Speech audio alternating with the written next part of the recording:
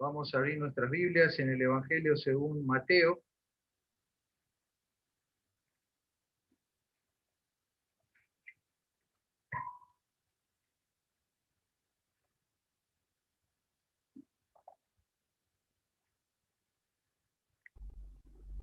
Evangelio según Mateo. Y vamos a leer un pasaje que también es paralelo al de Lucas capítulo 7, donde estuvimos las últimas semanas compartiendo. Recordamos que Jesús viajó y estuvo en Capernaum, allí se encontró con el centurión y hizo la sanidad del siervo del centurión. Luego pasó por la ciudad de Naín, donde encontró esa caravana que venía con aquella viuda que también había perdido a su hijo, y en esa oportunidad él pudo sanar a la viuda. Y recordamos también en el capítulo 7 de Lucas esa cena que Jesús tuvo en la casa del fariseo Simón, que fue lo último que vimos la semana pasada. Hoy vamos a leer un relato que ocurrió más o menos por aquella época, y en vez de leerlo en el Evangelio de Lucas, lo vamos a leer en el Evangelio de Mateo capítulo 11. Mateo capítulo 11, que es un relato paralelo, ¿sí? Los evangelios han ido contando la vida de Jesús desde diferentes ópticas, con diferentes énfasis, y encontramos relatos que se repiten a veces en un pasaje y en un evangelio y otro, con algunas diferencias. Estas diferencias que algunos podrían considerar como errores porque no coinciden 100% el relato de uno y del otro, en realidad es un mecanismo de seguridad que nos garantiza que los relatos son verídicos y son sinceros, de gente que contó lo que vio. Se usa inclusive en el ámbito policial o en el ámbito jurídico, cuando se toman declaraciones a testigos. Si uno ve que 5 testigos dicen exactamente lo mismo y no hay ningún tipo de variación, ahí ya hay una sospecha de que probablemente esos 5 testigos se pusieron de acuerdo antes para decir todo lo mismo, y hay como una tendencia a contar una historia. En cambio, si esos testigos van cada uno diciendo desde su óptica lo que vio, aunque haya algunas variaciones e incluso unas posibles contradicciones, se asume que esta gente está hablando de lo que efectivamente vio y percibió. Y así sucede también con el relato de los evangelios. Entonces vamos a ir a Mateo capítulo 11, y habíamos puesto como título hoy hablar acerca de los encuentros, ¿sí? Así como el domingo pasado vimos a Jesús encontrándose en la casa de Simón el fariseo y las otras personas que ya mencionamos. En este momento también Jesús se va a encontrar con varias personas y va a tener un diálogo con varias personas, pareciera como que en la misma escena o en el mismo escenario, y todo relatado allí en este capítulo 11 de Mateo. Y no solo es el encuentro, sino la oportunidad para tomar decisiones. Lo interesante es que cuando Jesús se hacía presente, tanto en aquella época como hoy día, cuando Él se hace presente en nuestras vidas, de alguna manera inclina, de alguna manera nos invita a tomar una decisión, tomar una posición. ¿Sí? No existe como la opción de, bueno, a veces sí, a veces no, no existe el ni, ¿no es cierto? Siempre es estar con él, aceptar su enseñanza, su desafío, su propuesta, o rechazarla, ¿no? Como que no hay un gris, no hay un tibio. Y entonces vamos a ir viendo un poquito esta escena. Dice el capítulo 11 de Mateo, versículo 2, vamos a comenzar en el versículo 2, y acá aparece nuestro primer personaje que se va a encontrar con Jesús. Va a ser un encuentro a la distancia, no va a ser un encuentro presencial, pero vemos esta primera relación entre Juan el Bautista, sus discípulos y Jesús. Dice así, 11.2, al oír Juan en la cárcel los hechos de Cristo, le envió 2 de sus discípulos para preguntarle, ¿eres tú aquel que había de venir o esperaremos a otro?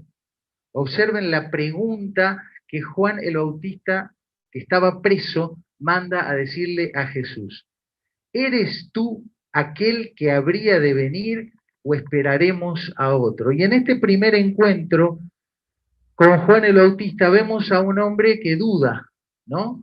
Manda, le envía un mensaje a Jesús, le envía un recado a través de sus discípulos y le dice: Jesús, ¿vos sos el que habría de venir o esperaremos a otro? ¿No le llama la atención que Juan el Bautista le haga esta pregunta a Jesús? Ahora, ya unos meses atrás, Juan el Bautista había salido a la palestra, había salido ahí al protagonismo y predicaba un mensaje a viva voz. Dice que toda la gente venía a escucharlo a Juan el Bautista, que se paraba ahí en las zonas retiradas de la ciudad, en la zona desértica, cerca del río Jordán, y empezaba a decirle a todo el mundo: arrepiéntanse, porque el reino de los cielos se ha acercado. Vengan, hagan frutos dignos de arrepentimiento, porque el reino de los cielos se ha acercado. Este Juan el Bautista lo ve venir. Cuando lo ve a Jesús, le dice: he aquí el Cordero de Dios que quita el pecado del mundo. Apareció la persona de la cual yo no soy digno ni siquiera de desatarle el calzado de sus pies. Juan el Bautista bautizó a Jesús, todo un tema que ahí en el curso de ABC estamos intentando entender. ¿Qué bautismo recibió Jesús? ¿De qué era el bautismo del que se bautizó Jesús? Bueno, si quieren saber más de eso, tienen que venir al curso a veces, no vamos a decir más nada acá.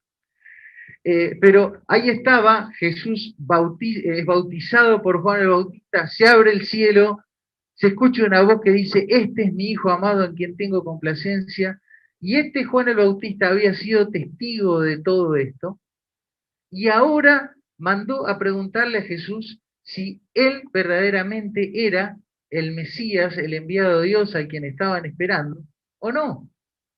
Qué raro esta pregunta, la duda apareció en Juan el Bautista. Entonces vamos a postular tres motivos, tres cosas por las cuales Juan el Bautista pudo haber dudado. ¿Te podés dar ingreso allá? ¿Qué pudo haber generado la duda en Juan el Bautista? Bueno, decía el pasaje que leímos que Juan el Bautista estaba ¿dónde? En la cárcel. Ya no estaba más predicando ahí en el desierto, ya no estaba más en un lugar donde todo el mundo venía a él a escuchar sus prédicas, ya no estaba más con la libertad de decirle a todo el mundo, a marcar cosas, ya no estaba más ahí dando consejos, porque mucha gente venía quebrantada a preguntarle y él daba indicaciones de cómo se tenía que vivir la vida un verdadero hijo de Dios. Él ahora estaba en la cárcel. Estaba en la soledad de la cárcel, sabía que su vida peligraba. Entonces, pensemos, tal vez este Juan el Bautista estaba con una fe debilitada a causa de las circunstancias. ¿Es posible que Juan se le haya desdibujado la figura del Mesías a causa del desánimo que él tenía por estar en una situación adversa? Bueno, es posible. Es posible que a él le haya pasado lo que a mí muchas veces me pasó, que estando un día ya, viste, pum para arriba, al otro día cuando las circunstancias adversas, cuando las cosas no salen como quiero, cuando me siento perturbado, cuando me siento complicado con cosas que me pasan, mi fe flaquea, y al flaquear mi fe entra la duda. Entra la duda de decir: ¿será que verdaderamente estoy siguiendo al Salvador? ¿Será que Dios me escucha? ¿Será que Él me va a sacar de esta situación? Bueno, tal vez era eso lo que pasaba con Juan el Bautista, pero hay otra posibilidad también. Hay otra posibilidad, que es que la expectativa que Juan el Bautista tenía, Jesús hasta ese momento no la estaba cumpliendo. La expectativa que Juan el Bautista tenía acerca de Jesús, Jesús todavía hasta ese momento aparentemente no la estaba cumpliendo. Ahora, hay por lo menos Testamento donde claramente agendada la fecha en la cual el Mesías, el enviado de Dios, el ungido de Dios, habría de venir. Hay por lo menos 2 citas en el Antiguo Testamento donde claramente se decía la época en la cual Jesús, el Mesías, el enviado de Dios, el ungido de Dios, habría de venir al mundo. No las vamos a analizar en detalle, pero una se encuentra en Génesis capítulo 49, versículo 10, y la otra se encuentra en Daniel capítulo 9, versículo 26. Si analizamos esas citas, vemos que en la época de Jesús se habían dado las condiciones para que se cumplieran estas 2 profecías. Y las condiciones, a saber, eran 3. Primero, una condición a nivel político. Israel por primera vez en su vida tenía un rey que no era israelita, que no era judío, y ese rey había sido Herodes el Grande. Por primera vez en la historia de Israel tenía un rey que no era judío, que fue Herodes el Grande, que ya hemos visto que fue el rey que reinó cuando Jesús nació, ¿sí? En segundo lugar, el Sanedrín, el conjunto de ancianos que aplicaban, vamos a decir, eran el poder judicial y el poder legislativo dentro de Israel, ellos habían perdido ese poder, porque claro, estaban sometidos bajo Imperio Romano, y esa fue otra pérdida que ellos tuvieron. La profecía de Génesis 49:10 habla exactamente de esas 2 pérdidas. Y finalmente, la tercera razón o la tercera evidencia tiene que ver con una cronología. Según Daniel capítulo 9, versículo 27, habrían de pasar alrededor de 490 años desde que se reedificó Jerusalén hasta la venida del Mesías príncipe, y esa fecha se cumplió en los tiempos de Jesús de Nazaret. Entonces, un buen rabino, un buen estudioso del Antiguo Testamento, como probablemente habría sido Juan el Bautista, sabía que estaban en fecha para el advenimiento del Mesías. De hecho, hubieron otros rabinos de esa época que rechazaron al Mesías, pero que en sus escritos se lamentaban de que, habiéndose cumplido el tiempo, porque ellos veían lo que había pasado con Herodes, veían lo que había pasado con el Sanedrín, veían que habían pasado los 490 años, y habiéndose cumplido el tiempo, ellos no veían al Mesías. Entonces, en sus escritos un lamento y un deseo de que Dios mande a quien tenía que mandar, ¿no? Tristemente estaba ahí, pero ellos no lo vieron, pero sabían que era la época. Entonces, Juan el Bautista, como probablemente fue parte de un grupo de los esenios que eran estudiosos de la palabra de Dios, de todos los escritos del Antiguo Testamento, sabía que era la época, sabía que era la fecha, y sabía que ese Jesús de Nazaret, entre paréntesis su primo, a quien había bautizado y que se había dado toda esa revelación, estaba ahí, pero parece como que no estaba haciendo lo que se suponía que el Mesías habría de hacer. Y eso genera dudas. La duda también surge en el ser humano cuando nuestras expectativas, cuando nuestro reloj no coincide con el reloj de Dios, o cuando nuestras expectativas de lo que debería ser no es conforme a lo que Dios está permitiendo que suceda. Así que tal vez esta pregunta de Juan el Bautista también se motivó por eso.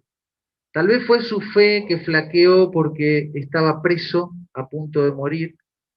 Tal vez fueron porque sus expectativas de lo que debería ser, porque él tenía argumentos, pero parece que no estaba haciendo en tiempo y forma como él quería. Pero tal vez un tercer motivo tenga que ver con aspectos de qué implicaba la venida del Mesías. Ustedes saben que para nosotros hoy es más fácil porque estamos con el diario del lunes, ¿no? Siempre con el diario del lunes es más fácil. Pero si nosotros nos posicionamos allí en el primer siglo de la era o en el siglo anterior a esta era común, a la era cristiana, y preguntamos a alguien de la calle si, bueno, ¿cómo va a ser el Mesías cuando venga? ¿Qué características va a tener? ¿Dónde van a ser? Bueno, había algunas cosas que estaban muy claras, ¿no? ¿Iban a ser dónde? En Belén, ¿sí? Más o menos para qué época, bueno, ya dijimos, 490 años. ¿Qué condición sociopolítica se tendría que estar dando? Bueno, en Israel no iba a haber un rey judío y el Consejo de Ancianos iba a perder su poder legislativo. Bueno, pero ¿y qué va a hacer este Mesías? Y ahí surgían dos vertientes, dos puntos de vista diferentes de qué habría de hacer el Mesías, el enviado de Dios, cuando viniese. Y los estudiosos de esa época lo clasificaban de dos maneras. Algunos veían en las profecías del Antiguo Testamento, como la de Isaías 53, que el Mesías habría de ser un Mesías sufriente, alguien que vendría a pagar y a sufrir para brindarle la salud al pueblo de Israel. Entonces, a este Mesías ellos lo asociaban con un personaje del Antiguo Testamento. A ver, para que hagamos memoria todos acá y los que están allá siguiéndonos. ¿Qué personaje del Antiguo Testamento fue traicionado, fue vendido por sus hermanos como un esclavo, vivió en una situación, vamos a decir, pasó desapercibido, hasta que en un momento fue exaltado y mediante su testimonio y su obrar trajo salvación a toda la familia? ¿Quién fue ese personaje del Antiguo Testamento? José. José. Entonces, los estudiosos decían, bueno, evidentemente el Mesías va a ser como un hijo de José, va a ser como José. Y a este personaje lo llamaban el Mesías Ben José, el hijo de José, porque vemos en las profecías sobre el Mesías en el Antiguo Testamento que habría de ser como José. Pero claro, hay otras profecías que dicen que el Mesías habría de ser descendiente de David y que ocuparía el trono de David y que reinaría con vara de hierro y que su trono y su reinado no tendría fin. Y todo eso nos habla de quién? Del rey David y de su descendencia. Entonces ellos decían, no, el Mesías va a ser como David. Entonces se les llamaban el Mesías Ben David, Mesías hijo de David. Y efectivamente es así, cuando se ven todas las profecías del Antiguo Testamento que están diseminadas en los diferentes libros y en los diferentes textos, vemos que hay un Mesías que sufre, pero también hay un Mesías que reina.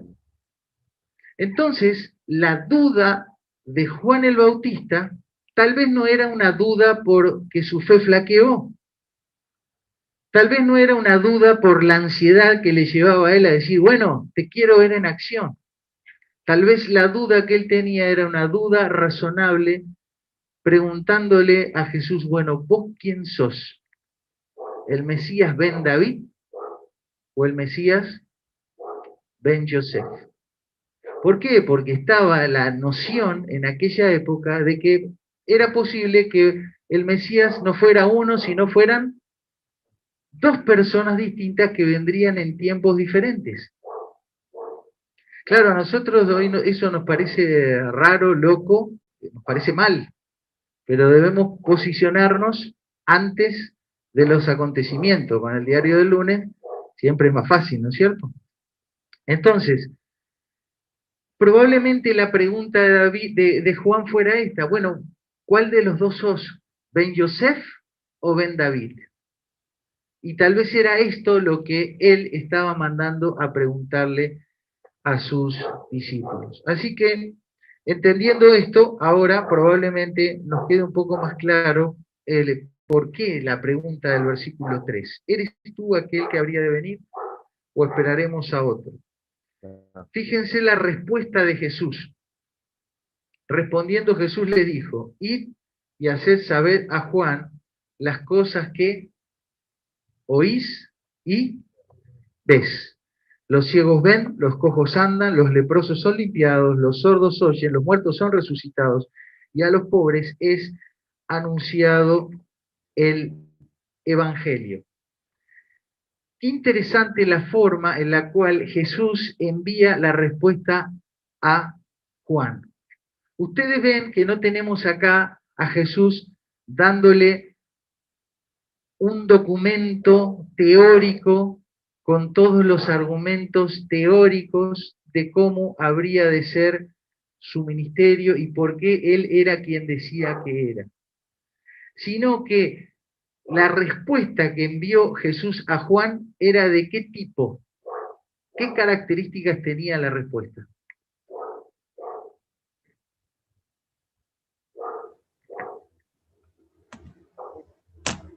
Hechos, mostraba hechos.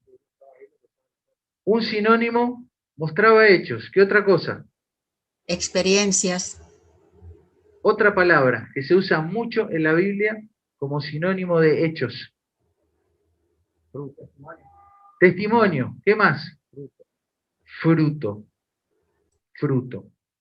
Recuerden que, ¿se acuerdan que el domingo pasado cuando hablamos de la idea de agradecimiento, dijimos que era muy difícil para ellos explicar qué es el agradecimiento? ¿Sí? Porque no hay un desarrollo de esas ideas abstractas en la mentalidad de esta gente. Para ellos agradecimiento es un regalo, es como en el caso de la mujer pecadora, lavar los pies y besar los pies de Jesús. Eso es agradecimiento, eso que está haciendo esta chica, eso es agradecimiento. ¿Sí? Entonces eso es el lenguaje que pasa directamente a lo concreto, a lo palpable. Y la idea de fruto es un concepto que se repite una y otra vez en la palabra de Dios, como la idea de lo que va a pasar cuando uno está haciendo lo que tiene que hacer en la voluntad de Dios. ¿Sí?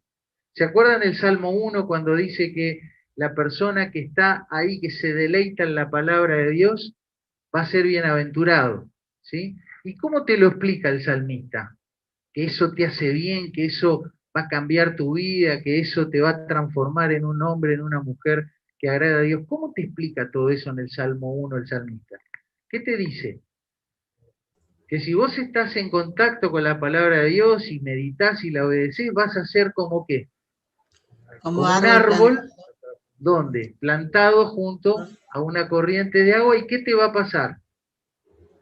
Vas a tener una hoja verde que no se cae y vas a dar fruto en tu tiempo.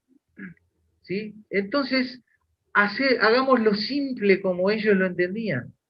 Que sea simple como lo es para un niño que no tiene pensamiento abstracto y que piensa en concreto. ¿Sí? ¿Se acuerdan, no? Del Chavo del Ocho, cuántas veces, ¿no? Cuando le decía, bueno, y andá y pedile a tu abuelita, iba el Chavo y le decía, su abuelita también, porque es pensamiento concreto del niño. Entonces, hagámoslo simple y sencillo como niños o como mentalidad de esta gente hebrea. Fruto, fruto. ¿Qué se desprende de tu vida o de mi vida? Evidente que todos pueden identificar y que todos pueden hablar de lo que haces, lo que no haces, de tu forma de actuar, de tu forma de vestirte, de tu forma de reaccionar, de tu forma de hablar. Fruto, fruto, fruto. Y eso es lo mismo que usó Jesús, entre otras, para responderle a Juan que le estaba haciendo una pregunta profunda, delicada, compleja, para un hombre que había sido un heraldo de Jesús. Y le dice, bueno, contale lo que estoy haciendo, contale lo que estoy haciendo. Y eso es más que suficiente para demostrar, en el caso de Jesús, su identidad, su estirpe, su calidad como Mesías. Contale lo que estoy haciendo. Y queridos hermanos, hermanas, ese es lo mismo que ustedes y yo necesitamos hacer para mostrar y demostrar que somos quienes decimos ser. los frutos de nuestro proceder, de nuestro actuar, hablan más fuerte y mejor que cualquier argumentación que nosotros podamos poner. Y Jesús habló tantas veces de esto, ¿no? Ahí en Mateo 7, en su Sermón del Monte que dio antes, ya lo dijo, todo árbol bueno que da buenos frutos. Y el árbol malo da malos frutos. Y Juan el Bautista había hablado de esto también en Juan capítulo 3, cuando el pueblo de Israel venía ahí al desierto. Él decía, bueno, ¿qué hacemos, Juan el Bautista? Bueno, bautícense, pero hagan frutos dignos de arrepentimiento. Es decir, si ustedes están volviendo hacia Dios, que eso es lo que significa arrepentirse, demuéstrenlo. Hagan cosas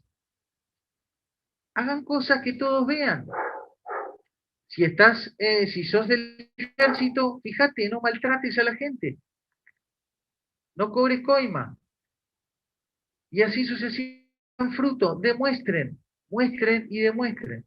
Es el mismo concepto que usó Pablo para enseñar a los creyentes de cómo nos íbamos a dar cuenta entre todos y el resto de la gente de que Dios está obrando en nuestra vida, que el Espíritu de Dios está influenciándonos de tal manera que pasan cosas en nosotros y a través nuestro y que todo el mundo lo ve, lo disfruta y se beneficia. ¿Por qué lo disfruta? Porque hay frutos, hay evidencia. Bien, entonces, acá termina este primer segmento y los otros van a ser mucho más breves porque quería centrarme aquí. Pero fíjate cómo cierra en parte este segmento, ¿no? Versículo 6. Bienaventurado el que no halle tropiezo en mí. Bienaventurado el que no halle tropiezo en mí. No podemos ir en contra de el Señor, de su mensaje, de su plan y de su obra. Porque si ignoramos eso, si menospreciamos la obra de Cristo, si pisoteamos su plan para cada una de nuestras vidas, es como querer parar una locomotora que está viniendo. El plan de Dios se viene ejecutando sistemáticamente y progresivamente a lo largo de los tiempos, y nosotros tenemos la posibilidad de verlo, aceptarlo y seguirlo. Pero imagínate ponerte en contra de eso. Justo uno de los videitos que había traído de esos graciosos, un hombre está pasando el tren y baja la barrera primero, entonces el hombre pasa por arriba de la barrera con su bicicleta porque está muy apurado y quiere pasar, ¿no? Y claro, hace así, cuando saca un poquito el cuerpito, pasa el tren como loco así, le peina el flequillo, ¿no? Entonces buscaba algo para graficar este versículo y digo, claro, es eso. La obra de Dios es una locomotora, va. La obra de Cristo es así, es un tren, va. Como decía aquella vieja canción, subite al tren de la salvación. Aún hay lugar, dice el guarda, en el tren de la salvación, pero si te querés poner en contra y decir, no, me resisto a esto, bueno, ese tren te pasa por arriba. Ese tren pasa por arriba. Y eso es más o menos lo que pasaba con toda la gente que estaba escuchando esta conversación que Jesús estaba teniendo con los discípulos de Juan. Entonces, el encuentro no solo fue con Juan a través de su discípulo, sino que ahora el encuentro es con esas personas que están ahí a su alrededor. Observen. Versículo 7. Mientras ellos se iban, los discípulos de Juan, comenzó Jesús a decirle de Juan ¿a quién? A la gente. Si ahora no estaba hablando con los discípulos de Juan, sino que estaba hablando con la gente y le dice, ¿qué saliste a ver al desierto? Una caña sacudida por el viento, está hablando de Juan que hablaba, él predicaba en el desierto, ¿sí? Fíjate el versículo 9, ¿qué salisteis a ver? ¿A un profeta?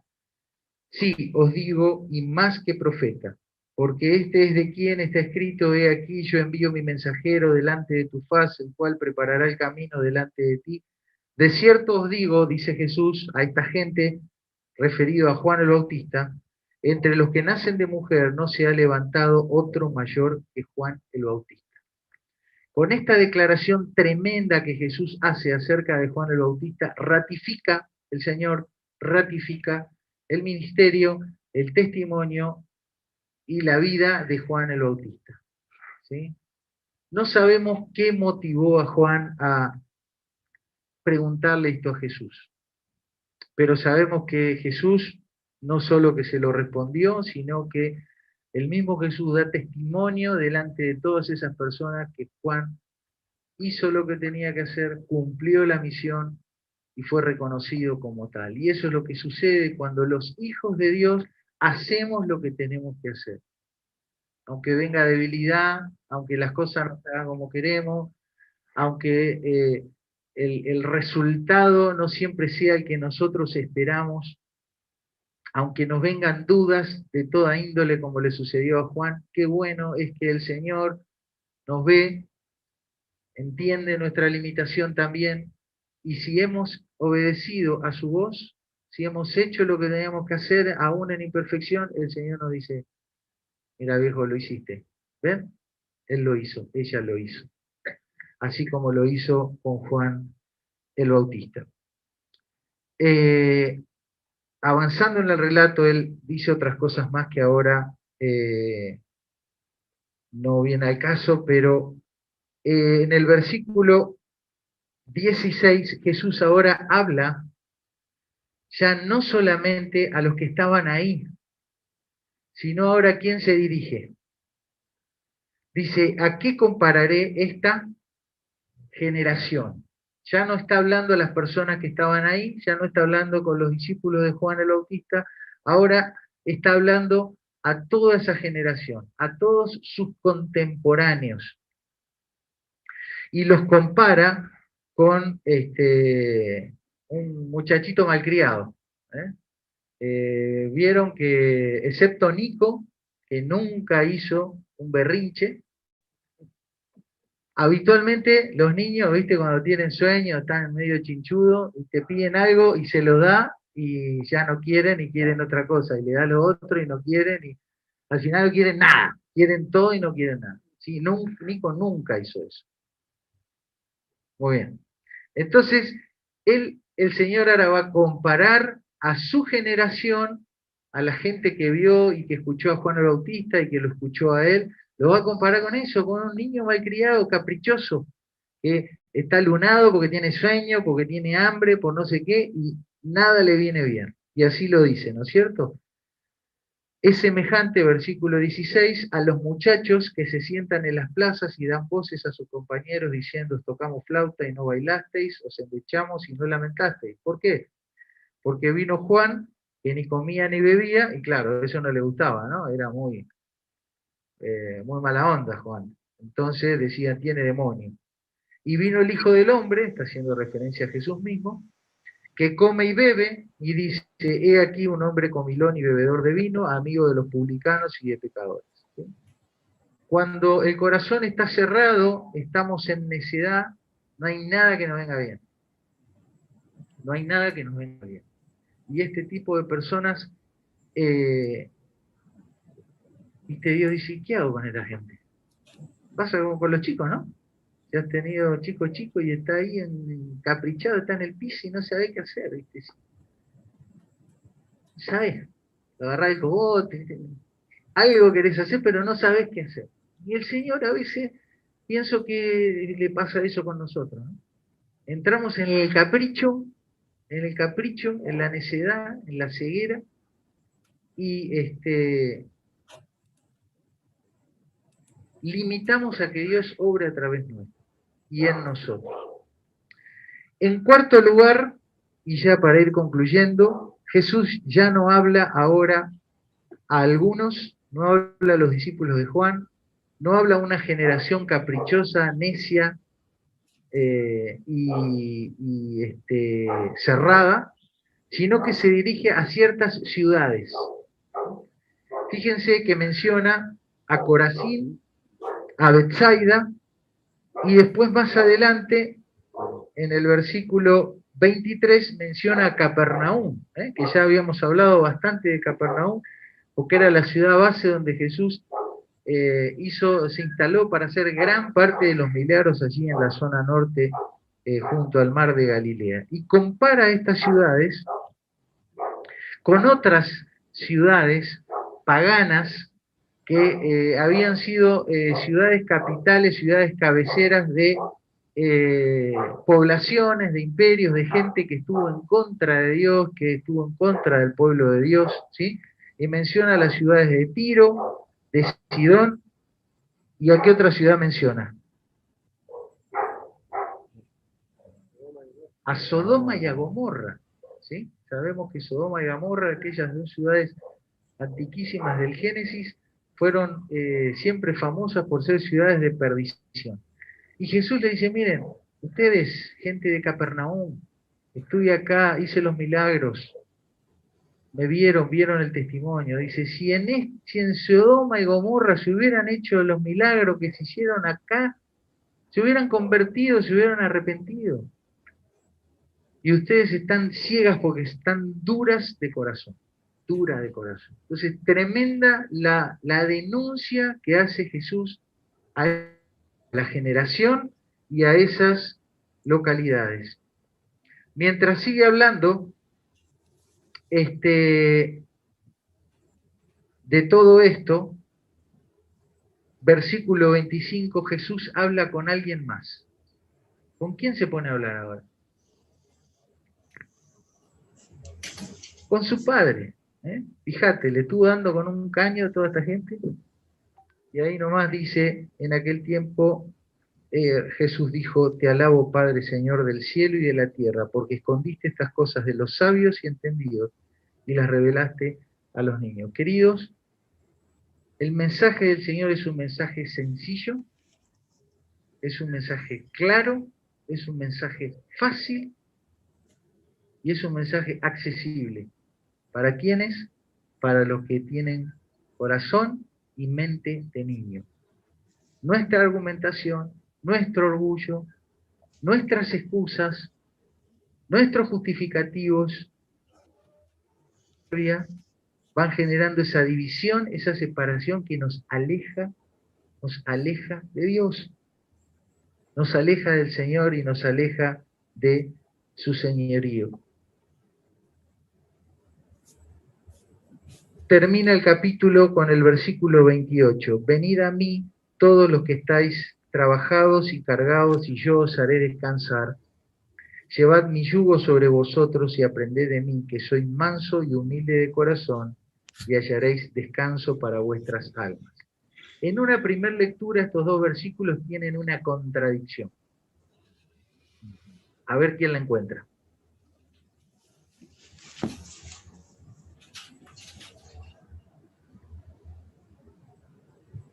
Aparente contradicción. A los del Zoom los bloqueamos hoy, así que si están contestando, queridos, perdonen, pero la tecnología nos superó. ¿Santi? Hay una aparente contradicción, como dice Santi, porque menciona un yugo y menciona que tenemos que ir a Él si estamos trabajados y cargados porque Él nos va a hacer descansar. ¿Cómo es posible que Jesús me invite, si yo tengo cargas, tengo penas, tengo pesares, me invita a que vaya a Él, pero cuando voy a Él me dice, bueno, yo te voy a poner un yugo? Recordemos que el yugo es básicamente ¿qué? Una parte, ¿no?, de la estructura que se usa para para el arado, poner ahí. en el cuello, ¿no?, en el cogote de un animal y obligarlo al animal ¿a qué? A que trabaje y a que haga lo que uno quiere. Hay una respuesta de... Hay una respuesta. El yugo es compartido, por eso se aliviana, es de a dos. Bueno, esa es una de las imágenes que automáticamente aparecen, como dice Laura, dice, bueno, el yugo es un travesaño de madera que va sobre el pescuezo de dos animales, entonces los empareja y los dos animales van juntos, ¿sí? En esa imagen hay algo que digo sí y hay algo que digo sigue siendo contradictorio. ¿Por qué? Porque el yugo finalmente sigue siendo algo pesado, algo que da la imagen de trabajo, de esfuerzo, de sacrificio. Entonces, ¿cómo es que Jesús me invita a ir a Él si estoy cansado y Él me dice que me va a poner un yugo? Y después me dice que el yugo es fácil. Yo no le hice una entrevista a varios bueyes y ninguno me dijo que el yugo era fácil, ¿no? Bueno, el punto aquí es que la idea de llevar el yugo era una forma de decir, en aquella época, era una forma que tenían los maestros de la palabra para decirle a sus discípulos: háganme caso en lo que yo les estoy explicando, sigan mi interpretación de la Torá, sigan mi interpretación de la palabra de Dios. Yo les voy a enseñar, ustedes háganme caso, y si ustedes me están haciendo caso, llevando mi yugo. Se van a estar emparejando con mis enseñanzas. Ahora, la misma Biblia nos habla que el yugo de los fariseos era tremendo, ¿sí? Era una cantidad de regulaciones, una cantidad de mandamientos, una cantidad de cosas que hacía que sea imposible de llevar. Y finalmente eso generaba que el seguidor del fariseísmo o de la religión judía esté sistemáticamente en infracción. Esté sistemáticamente en infracción. Y al estar sistemáticamente en infracción, estabas perpetuamente esclavizado a ese sistema y perpetuamente endeudado, porque tenías que ir a pagar las multas y pagar las ofrendas en el templo para ser liberado de esas infracciones que cometiste, ¿sí? Entonces, el yugo de los fariseos, el yugo de la religión de la época, como el yugo de las religiones de esta época, son yugos pesados y difíciles de llevar. Y lo único que hacen es someter al creyente, al que voluntariamente, al que de buena fe quiere seguirlo, someterlo a una situación de esclavitud permanente. En ese mismo contexto y usando esa misma terminología, Jesús les dice: queridos, lleven mi yugo, hagan lo que yo les digo, obedézcanme, háganme caso y obedézcanme. Y eso les va a hacer la vida ligera y fácil. Entonces el yugo del que habla acá no es la cruz de Cristo. Ustedes van a ver un montón de representaciones de personas cargando la cruz de Cristo, pensando que ese es el yugo de Jesús y que nosotros tenemos que llevar la cruz de Jesús. Queridos, la cruz de Jesús es insoportable para cualquier ser humano, porque Dios cargó en él con el pecado de todos nosotros. Entonces esa cruz es solamente posible y soportable para él. Pero el Señor nos invita a que llevemos su yugo, llevemos su interpretación de la palabra, llevemos y le hagamos caso a sus mandamientos. Y le obedezcamos, y eso es suficiente. Eso es suficiente. Despojémonos de todo el otro peso. Tradiciones que van en contra de lo que el Señor nos dice. Costumbres que van en contra de lo que el Señor nos dice. Impulsos personales que van en contra de lo que el Señor nos dice. Presiones sociales que van en contra de lo que el Señor nos dice. Argumentos de acá de la cabecita, ¿viste? Que van en contra de lo que el Señor nos dice. Eso, afuera. Afuera. No es parte del yugo que el Señor quiere que llevemos. Y Él ya los dijo. Mi yugo es fácil y ligera mi carga. Por eso, obedeciéndolo, descansamos. Siguiéndolo, nos aliviamos del trabajo. Y en esa paradoja es algo que solamente Él puede hacer por nosotros. Bueno, damos gracias a Dios por esta noche. Pido perdón por todas las desprolijidades de tecnología y demás. Saludamos a toda la gente que está ahí en Zoom, en YouTube. Se nos ha complicado hoy para hacerlo un poquito más interactivo, pero damos gracias al Señor porque pudimos estar frente a su palabra. Es una noche de decisiones. El Señor viene a nuestro encuentro, como fue el encuentro de Juan, como fue el encuentro de aquella gente, como fue el encuentro de esas ciudades a decirles, Se salió Jimena otra vez. hasta Sodoma se hubiera arrepentido si ellos hubieran tenido el testimonio que tuvieron. Viene a nuestro encuentro con sus frutos, los frutos del Señor, con las evidencias, y después nos dice, bueno, ahora lleven mi yugo, háganme caso, síganme, y dejen todo lo demás, todo otro pura idea, tradición, presión, que no sea la que yo les doy. Y van a vivir vidas ligeras, despojados de todas esas otras cosas, ligeras y fáciles. El Señor bendiga su palabra. Amén.